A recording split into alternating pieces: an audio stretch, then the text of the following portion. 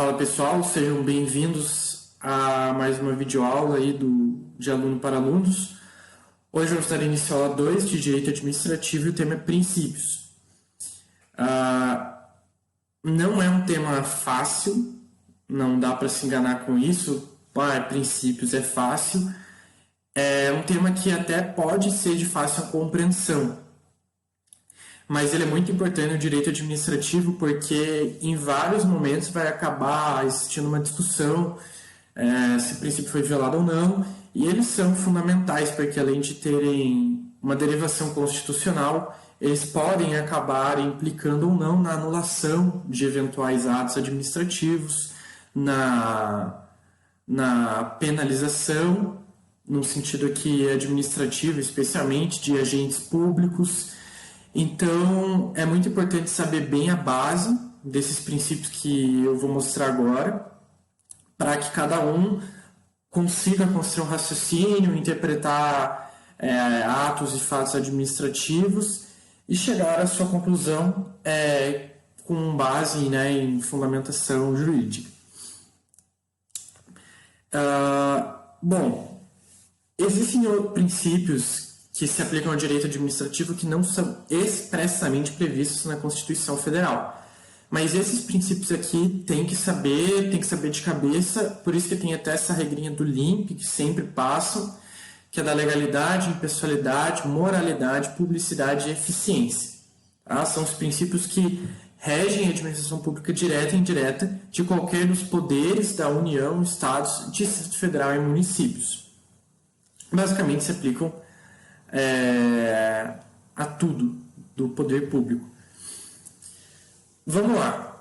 Não se assustem com as letras e quantidade, porque é bem pouquinho sobre cada princípio, então façam um esforço, porque vai valer a pena. Eu tenho certeza que ao final aqui vocês vão ter pego bem o ponto principal de cada princípio, tá?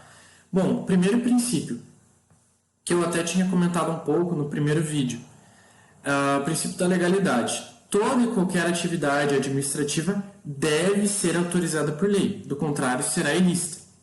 Só é legítima a atividade administrativa se ela estiver condizente com o que está disposto em lei. Daí é que o princípio da legalidade no direito administrativo, ele funciona no sentido de proteção e organização. Proteção, em especial, à coletividade, que ela não fique extremamente sujeita à discricionariedade do administrador, ainda que em alguns momentos a discricionariedade seja importante, mas a regra é sempre fazer unicamente aquilo que está expressamente autorizado em lei, até para a gente saber anteriormente como que vai funcionar determinado procedimento, como que a administração vai atuar. É o caso, por exemplo, que é um exemplo muito tranquilo para a gente pegar, a administração que pessoal, como a gente está tratando aqui em especial o pessoal de direito PUC, na monitoria de administrativo, ali na linha verde não teve a construção de uns tubos de estações de ônibus. Aquilo ali, como que a gente sabia que seria feito, porque estava havendo uma série de reclamações, a prefeitura havia afirmado que seria realizada a construção. Se a gente ficasse sujeito ao vamos ver o que vai acontecer, não seria perigoso? Quem que será contratado? Como será contratado? Não, a gente já sabe que tem normas previstas especialmente para a licitação, que dependendo dos valores que a obra vai custar, o procedimento vai ser feito de tal forma, que vai ter uma revisão dos documentos. Enfim, a gente tem essa proteção em como a administração vai atuar. E a gente tem que ter essa proteção porque a administração está atuando com o nosso dinheiro, né? Então é o mínimo que se tem uma proteção legal. E no sentido de organização, de organizar não só a coletividade, mas especialmente a própria administração. Para o pessoal que gosta de direito constitucional, não tem lá nos artigos 22, 23 e 24 da Constituição, se eu não me engano, a previsão da distribuição de várias matérias de competência, de legislação concorrente, competência comum, que é a competência comum, o exercício administrativo mesmo daquelas matérias que estão previstas no rol, a gente sabe como que o Estado está organizado, o que é que ele pode fazer, o que é que ele deve fazer, né? Então é muito nesse sentido. E a principal diferença para o direito privado é que o privado, como eu já havia dito, ele pode fazer não só aquilo que está previsto em lei, o que ele pode e deve fazer, mas também aquilo que não é proibido. E não é o caso para a administração. Bom, princípio da impessoalidade. Retirado do dicionário da Caldas Aulete, de Caldas Aulete. A impessoalidade, pessoal, só lembrando, tudo que eu coloco aqui, ele está no livro que eu recomendei na primeira aula, tá? Então não estou tirando nada da minha cabeça. Assim. A impessoalidade é o que não pertence a uma pessoa em especial. É aquilo que não pode ser voltado especialmente para determinadas pessoas. O objetivo é a isonomia, igualdade de tratamento, que deve dispensar a todos os administrados que se encontrem idênticos à situação jurídica. Então, um exemplo legal, assim, asfaltamento de vias. O administrador ele tem que seguir alguns critérios para custear o asfaltamento de algumas ruas públicas, de ruas, né? Ele não vai poder falar, não, hoje vamos asfaltar ali a rua, a Imaculada Conceição, que, o meu filho estuda na PUC e os amigos dele estão reclamando que o carro tá estragando o pneu, não sei. Ele não vai poder fazer isso. Vão ter critérios, né? Alguns por vezes até discricionários, mas critérios objetivos que vão analisar número de circulação, de pessoas, de transportes, enfim, para você poder chegar ao resultado administrativo mais justo possível. E daí aqui você tem exceções ao princípio da impessoalidade, que é, por exemplo, o sistema de cotas, enquanto uma ação afirmativa, porque você tem pessoas, né, que se entende, que estão em uma situação excessivamente desproporcional, não isonômica, que precisam de uma mão, de uma ajuda do poder público para estarem numa situação de isonomia. Isso vale para as ações afirmativas. As ações afirmativas valem, portanto, para se atingir uma isonomia. Lógico, a gente vive num país que essencialmente é desigual, até a razão do mercado ao qual estamos incluídos, mas algumas situações são excessivamente desproporcionais ao entendimento lógico do legislativo e do judiciário. E para se atingir isso, você pode, por vezes, abrir mão da impessoalidade, que é o caso da reserva de vagas para algumas pessoas, em especial. Só lembrando, as ações afirmativas, no entendimento do STF, precisam ter um prazo estabelecido, não podem ser infinitas, digamos assim. Bom, princípio da moralidade. Impõe que o administrador não dispense os preceitos éticos que devem estar presentes na sua conduta. A moralidade é aquilo que vai estar regendo, que você pode puxar até o conceito do homem médio, né? Aquilo que a gente entende como correto, como moral, que não vai estar violando preceitos éticos, como ele colocou aqui, e deve não só verificar critérios de conveniência, oportunidade, justiça, mas também distinguir o que é honesto e o que é desonesto. Deve ter ação civil pública e ação popular como instrumentos que visam coibir a imoralidade. Então, o princípio da moralidade, ele acaba estando ligado muito com outros princípios, né? A partir do momento que eu estou priorizando o asfaltamento de uma via porque meu filho passa lá todo dia, eu estou agindo violando o princípio da impessoalidade, eu estou agindo de forma moral? Não estou. A partir do momento que eu priorizo prejudico um procedimento licitatório para a contratação de uma empresa de um amigo meu. Eu estou respeitando o princípio da impessoalidade? Não estou. E da moralidade? Lógico que não. Enfim, isso vai muito também da intuição. Assim. Você tem que... É algo de educação. É algo de educação mesmo, se parar para ver a moral, né? O que é moral e o que não é moral é algo subjetivo, mas é muito de educação. Dentro do princípio da moralidade, isso aqui até pode estar muito ligado ao princípio da impessoalidade, mas na doutrina, essa súmula vinculante número 13 do STF acaba sendo colocada dentro da moralidade. Mas, como eu disse, pode também, lógico, estar conecta também com o princípio da impessoalidade. existia uma resolução do CNJ que se aplicava ao Poder Judiciário que dizia basicamente o que está aqui. Se ingressou com uma ADC número 12 em 2006, buscando a declaração de constitucionalidade dessa resolução. E o STF não só declarou a constitucionalidade da resolução 7 do CNJ, como fez com que ela fosse aplicada para todos os entes, os órgãos da administração pública, para todas as suas esferas. O que é que essa súmula diz? A nomeação de cônjuge, companheiro, parente em linha reta, colateral, por afinidade até o 3º grau. Pessoal que quer fazer concurso, cuidado, porque muitas vezes eles colocam até o 2º grau para confundir. Inclusive, da autoridade nomeante ou do servidor da mesma pessoa jurídica investido em cargo de direção, chefia ou assessoramento, para o exercício de cargo em comissão ou de confiança, ou ainda de função gratificada na administração pública direta e indireta, em qualquer dos poderes da União, do Estado, Distrito Federal e municípios, compreendido também aqui o ajuste mediante designações recíprocas, viola a Constituição Federal. O que ele está falando aqui? Isso aqui é a literatura do que significa o nepotismo, né?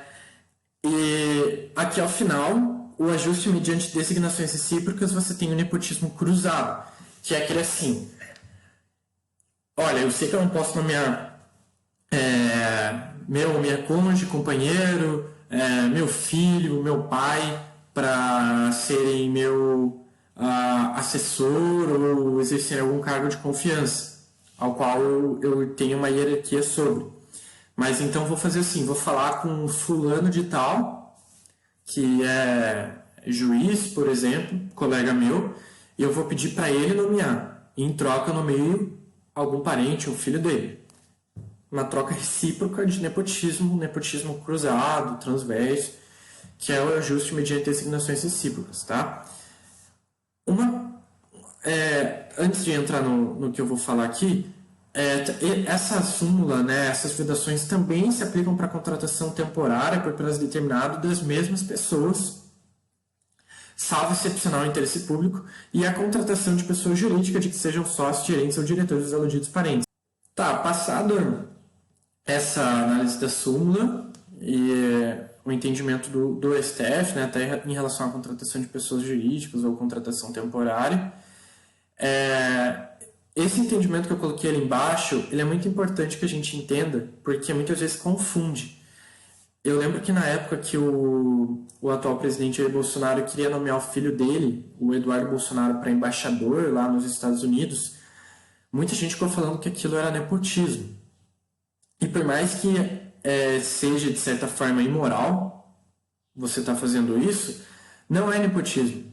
Por que não é nepotismo? Porque a súmula ela está tratando de cargos que têm uma relação essencialmente de confiança, que não sejam cargos políticos. E os cargos políticos estão aonde? No Executivo.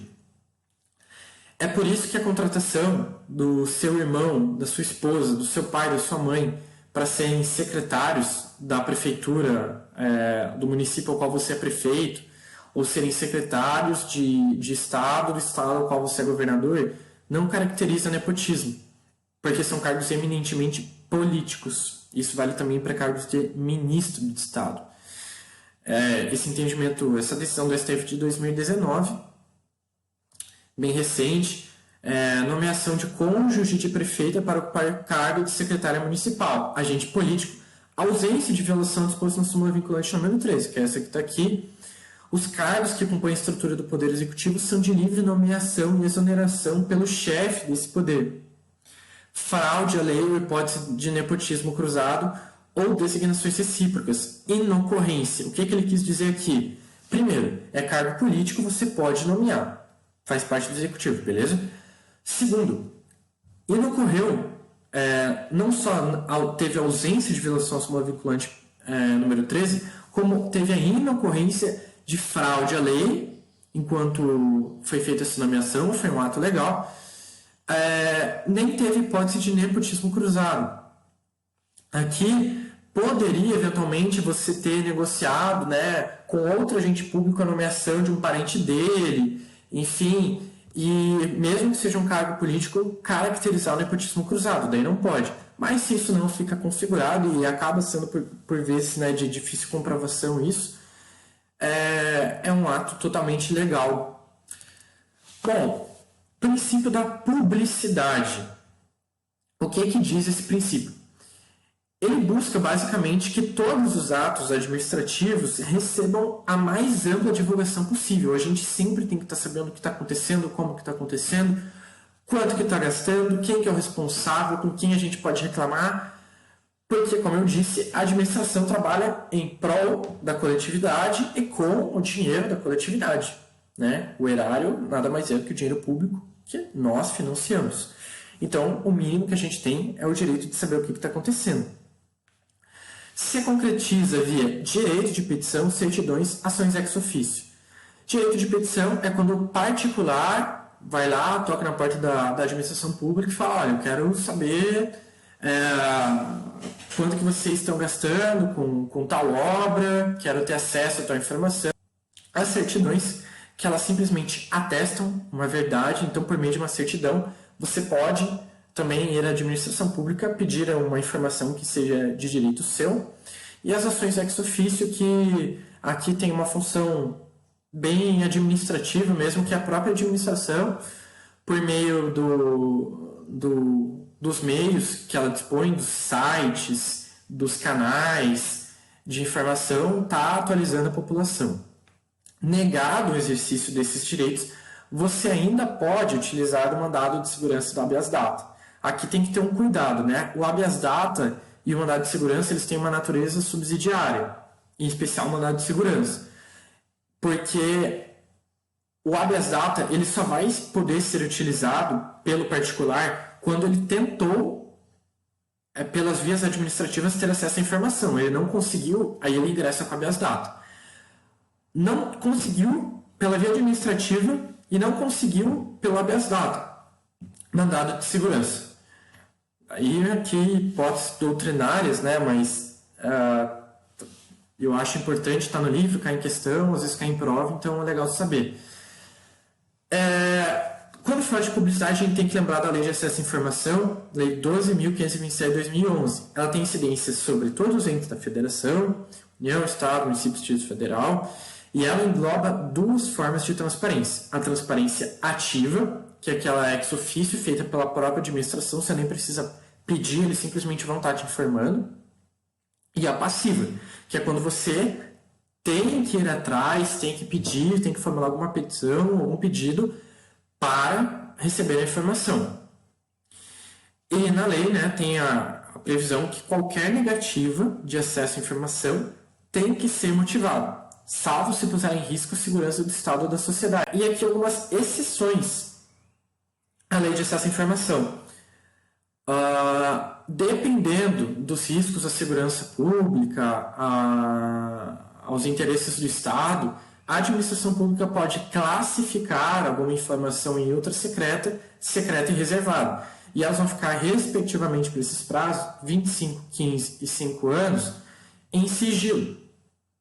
Tá? Então vai depender também de uma análise discricionária da classificação. No dispositivo que cita isso, acho uma informação curiosa, mas é legal.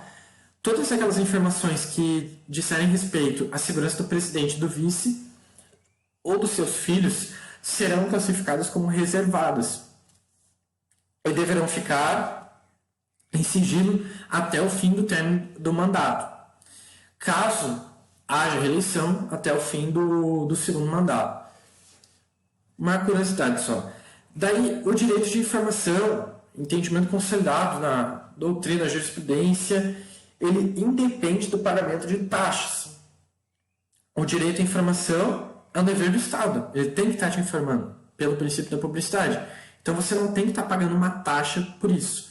O autor coloca que, eventualmente, existem alguns casos que você vai ter que estar pagando você vai ter que pagar uma taxa ressarcitória pelo custo do material, enfim, das folhas.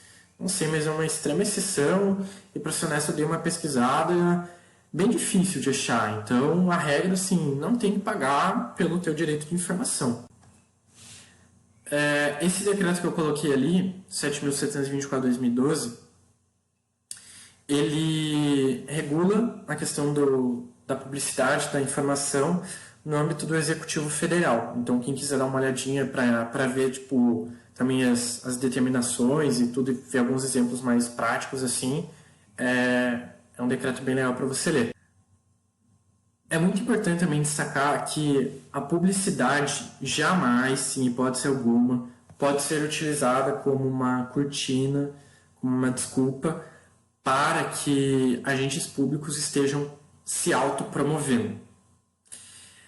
A Constituição veda quando da divulgação de obras, programas educativos, atuações do Estado, a utilização de nomes, símbolos, que estejam remetendo à pessoa, agente público. O agente público ele tem que ser visto como o Estado, essencialmente. Ele está atuando em função do Estado, ele é um representante do Estado. Ele não tem que ser visto como uma pessoa à parte, que está, merece parabéns, você asfaltou uma rua, vai lá, faz uma puta autopromoção, você não fez nada mais do que o seu dever. Claro, existem agentes públicos que são legais, merecem reconhecimento, mas eles simplesmente estão fazendo o dever deles. Então, sempre que vocês verem na divulgação de alguma obra ou qualquer coisa do gênero, essa mostra da figura do agente, o nome, a divulgação de marcas, símbolos, até de partido, isso é totalmente vedado, não pode. Até porque seria basicamente ele tá se autopromovendo com o nosso dinheiro, né? Não foi ele que fez a obra, não foi ele que construiu a creche, não foi ele que organizou um programa educativo. Fomos nós, né? Com o nosso dinheiro. Ele basicamente administrou, respeitando os limites da lei, foi lá e aplicou o dinheiro. Ele não merece nada, nenhuma vangloriação sobre isso. Eficiência é o último princípio expresso na Constituição.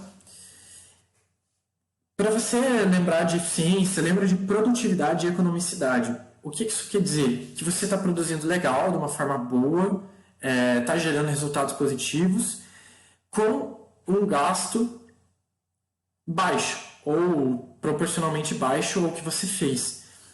E aqui em economicidade e produtividade, o José Carvalho Filho coloca uma série de outros valores para você lembrar. Presteza, perfeição, rendimento funcional, celeridade, desburocratização, flexibilização.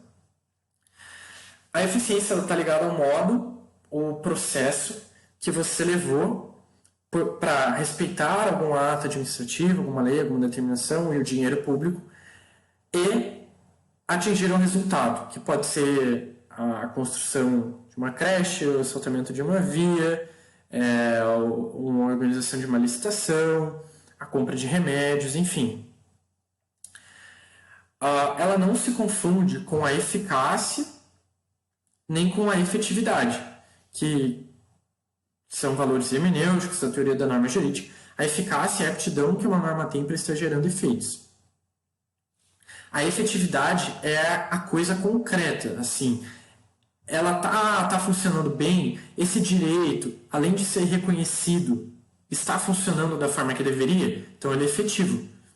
É diferente da eficiência, que é todo o passo a passo que você teve para chegar até um resultado final. Foi rápido, foi feito de uma forma legal, gastou pouco, você foi muito eficiente, ok? Daí aqui uma explicação do Vladimir da Rocha França, que eu achei interessante. O Poder Judiciário não pode cumprir a tomada de decisão que entende ser de maior grau de eficiência, nem invadir atos administrativos, invocando exclusivamente o princípio de eficiência. O princípio de eficiência é um princípio eminentemente administrativo. Ele não pode ser utilizado como fundamento judicial para a anulação de atos administrativos. O juiz vai lá, ele percebe a organização administrativa de determinada prefeitura que está querendo construir um hospital e vê assim, cara, vocês não estão sendo eficientes, está demorando muito, não está legal essa empresa que contrataram, eu acho que eu estou conseguindo visualizar uma forma que vai ser muito mais eficiente, então eu vou anular esse ato administrativo. Ele não pode fazer isso. Atos administrativos até podem ser anulados por uma razão mais de mérito, mas você tem que estar analisando principalmente os motivos que levaram a execução do ato, a forma, o objeto, o agente. Utilizar a eficiência como argumento para a revisão e anulação de atos administrativos é vedado. Bom, outros princípios reconhecidos, tá? São princípios que não são expressamente previstos, mas que se aplicam à administração pública. O primeiro deles, são os mais importantes, supremacia do interesse público. Todo ato administrativo, até mesmo aquele que está visando a contratação de um serviço de limpeza em alguma distribuição pública, repartição pública, ele está visando no fim o interesse público, porque a manutenção daquele tribunal, daquela prefeitura, a limpeza dele, vai melhorar o atendimento, é o mínimo para que se mantenha uma higiene e para que se tenha atendimento ao público. Tudo visa o interesse público, sempre. A autotutela é um fato que a administração pública eventualmente vai cometer equívocos. E, eventualmente, ela vai poder rever os seus próprios atos. Lógico, eles sempre podem acabar no judiciário, porque, lembrando, a gente está inserido no sistema administrativo inglês, jurisdicional, que todos os atos podem acabar sob a revisão do judiciário. Mas a autotutela é basicamente um mecanismo de defesa da administração. Então, quando ela perceber que o ato dela foi ilegal, tem algum vício de legalidade, ela pode anular o próprio ato. É importante saber disso. Vício de legalidade, você anula. Por motivo de discricionalidade e conveniência do administrador, você revoga. Revoga por motivo de discricionalidade e conveniência, anula por motivo de legalidade. São as súmulas aqui do STF 346. A administração pode declarar a nulidade de seus próprios atos. E 473. Até dá para lembrar aqui, não lembro exatamente as duas súmulas, lembro pelo menos de uma. Que daí você lembra, o primeiro número de uma é acima ou abaixo da outra. Repete aqui, pelo menos para mim funcionou. Não sei se para vocês vai funcionar, mas dá para fazer um joguinho matemático aqui para lembrar as súmulas. 346, 473. E a administração pode anular seus próprios atos, evades de vícios que os tornem ilegais e revogá-los por motivo de conveniência e oportunidade. Daí, aqui na Lei 9.784 de 99, no artigo 54, tem a previsão que a administração pode anular os atos que tenham irradiados efeitos favoráveis, tem prazo de 5 anos para anular atos administrativos que tenham irradiados efeitos favoráveis ao destinatário, salvo comprovada má-fé, que daí não se aplica esse prazo. Então, por exemplo, um ato administrativo concedeu uma vantagem pecuniária excessiva que não estava prevista para determinado agente público. E ele foi lá de boa fé, recebeu uma presunção de confiança na administração pública. Numa hipótese aqui bem para a gente entender. A partir da produção desse ato, até 5 anos depois dele, a administração vai ter para anular o ato. O STF deixou muito claro em várias decisões que não é para você instaurar o procedimento administrativo para anular, não. Você tem 5 anos da produção do ato para anular ele. Tá? Não foi feito isso, esse ato administrativo, ainda que seja indevido, tenha concedido uma vantagem remuneratória a mais do que determinado servidor, a gente merecia, ele vai se estabilizar em prol aí de um equilíbrio, de uma segurança jurídica também, na relação interna, relação jurídica interna administrativa, que a gente falou na primeira aula, relação jurídica interna entre os próprios órgãos e agentes. Princípios bem rapidinhos aqui, indisponibilidade. A administração não pode livremente dispor dos bens e interesses públicos. Lógico, não é dela, é da população, é da coletividade. Ela está atuando no nosso nome, então ela só vai poder alienar eventualmente na forma da lei. Continuidade, está ligado ao princípio de eficiência. A administração não pode simplesmente começar algo e parar ele no meio. Não, começou, tem que terminar. Uma exceção legalzinha aqui que cai também em algumas provas e é diferente do direito civil, fica fácil para entender, é a alegação da exception non adimplente contractus. O que ela é no direito civil? Você foi contratado para prestar um serviço. Em troca disso, você vai receber um valor. Você não está mais recebendo esse valor. O contratante está quase falindo, ele não está mais te pagando. Você precisa continuar prestando esse serviço? Não. Você vai alegar a exceção de contrato não cumprido. Olha, você não está me pagando, eu não vou continuar. Funciona assim para a administração pública? Não muito, em razão do princípio da continuidade. Você só vai poder alegar a exceção de contrato não cumprido depois de 90 dias que você não está, que a administração está inadimplente. Tá? Segurança jurídica busca evitar instabilidade e geração de incertezas, até por isso que você pode aqui estabilizar o ato depois de 5 anos e uma série de outros. Segurança jurídica é base assim, do Estado Democrático de Direito, você precisa dela sempre. Né? Prescrição e decadência são valores, né, que são diretamente ligados com segurança jurídica. Precaução, isso que é muito legal, até o pessoal que curte proteção ao meio ambiente, direito ambiental, não sei, que em razão de acidentes ambientais que têm se tornado comum ou do descaso do poder público com a proteção ao meio ambiente, na doutrina administrativa surgiu, né, o princípio da precaução ou da prevenção, que significa que a administração sempre deve adotar de imediato, antecipadamente, atos para evitar a ocorrência de tragédias ambientais. E esse princípio é legal porque ele dá preferência ao meio ambiente em razão do custo financeiro. Então é um princípio muito interessante, novo de certa forma, e eu acho que ele vai cada vez se tornar mais importante, né? Mais relevante para a proteção aí ao meio ambiente. E daí incide a inversão do ônus da prova, é dever do administrador mostrar, olha, a gente tem que gastar logo isso, porque senão a represa vai cair, não sei, tá? Mas a administração tem que falar por que vai gastar mais, ainda que seja para proteger o meio ambiente, tem que motivar, lógico. Razoabilidade e proporcionalidade. Cara, é cansativo essa discussão, falando como aluno, assim, chega a ser chato, às vezes, razoabilidade, proporcionalidade, tem diferença, sei o quê. Então, eu coloquei o que o autor trouxe no livro, tá? Razoabilidade está ligada ali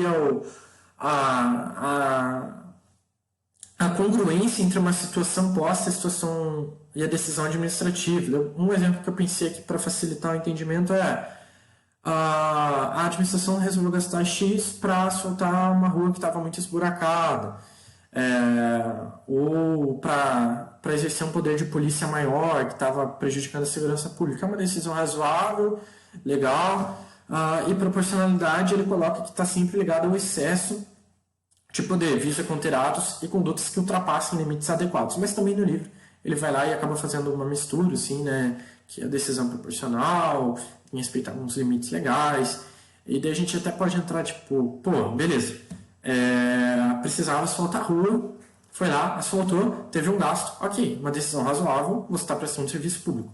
Mas você teve que decidir entre gastar o dinheiro com isso ou contratar mais médicos, gastar com uma construção de um hospital.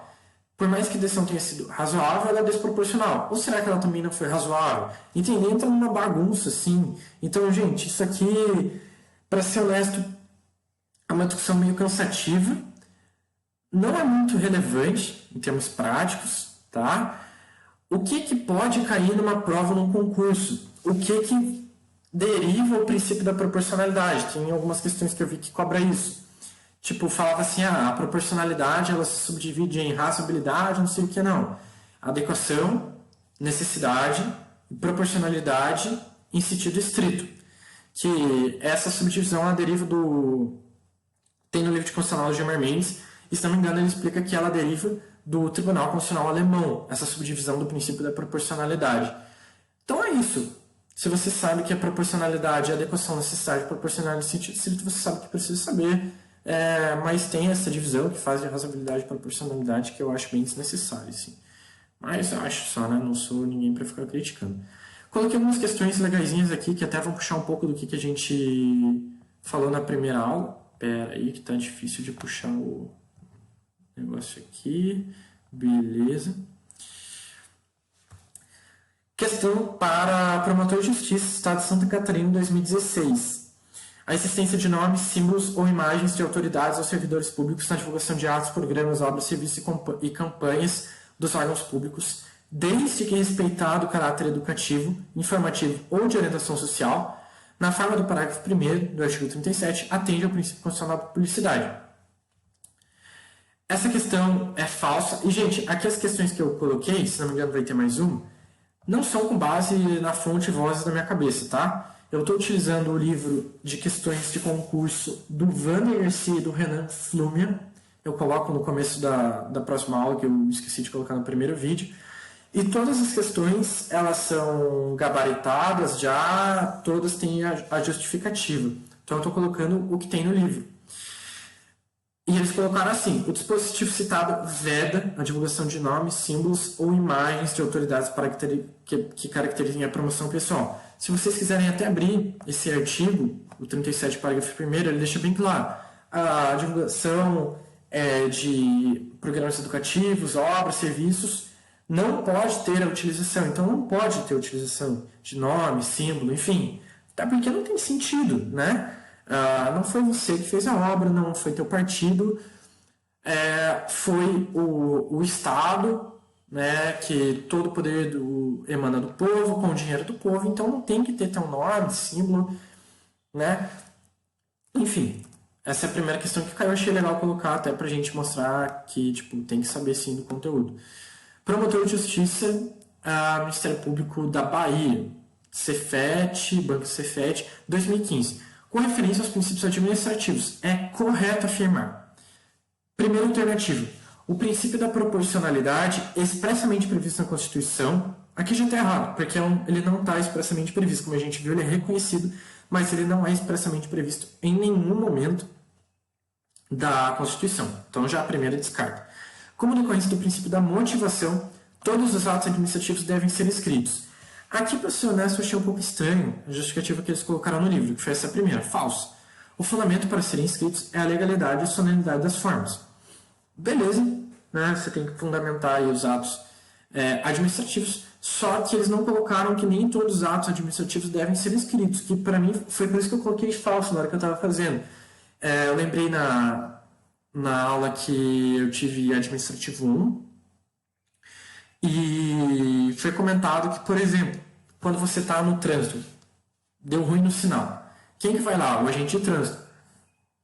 Ele não fica fazendo sinalzinho assim, apitando, falando vem para cá, vem para lá. O que ele está fazendo? Dando um direcionamento, uma autoridade, um servidor público está dando um direcionamento para a proteção da coletividade. Isso está sendo um ato administrativo, né? Ele está sendo pago para estar lá. Então é um ato administrativo. Ele está escrevendo alguma coisa, ele vai parar e escrever enquanto está parado, ele escreve rapidão e vai entregando para cada um no carro. Não, ele vai, por vezes, utilizar de gestos e sinais para executar um ato administrativo. Beleza, então já seria falso por isso.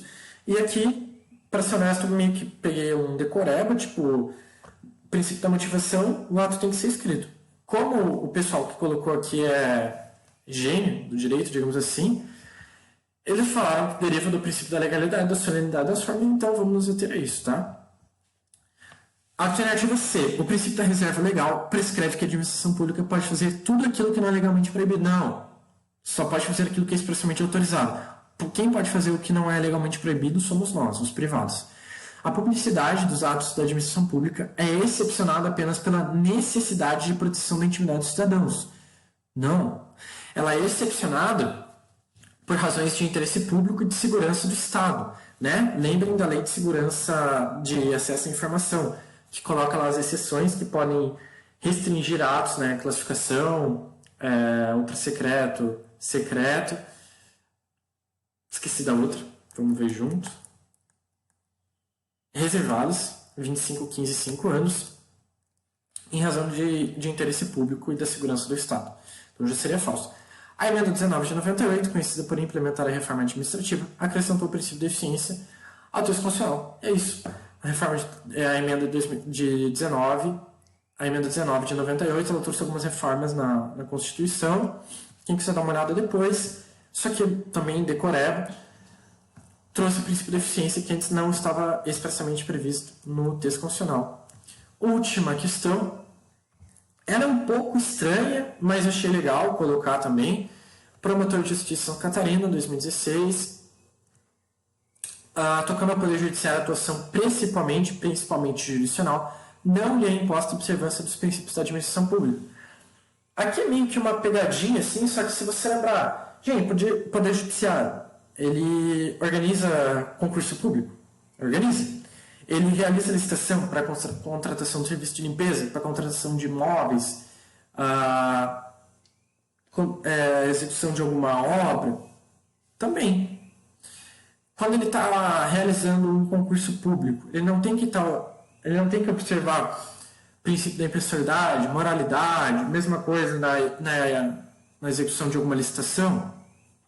Lógico que ele tem que observar. Então é falso. E foi a mesma justificativa que eles colocaram. Se aplica diretamente quando o judiciário atua administrativamente, ou seja, de forma típica. Por exemplo, quando realiza concursos públicos e licitações.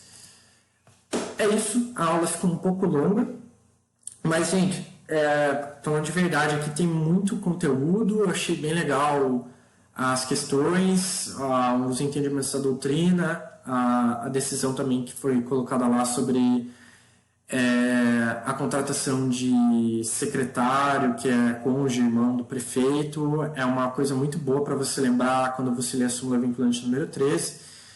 Peço desculpas se ficou cansativo.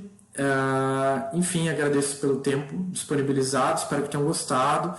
Qualquer dúvida, sugestão, crítica, podem me mandar um direct ou escrever aí nos comentários. Valeu, tamo junto, até a próxima.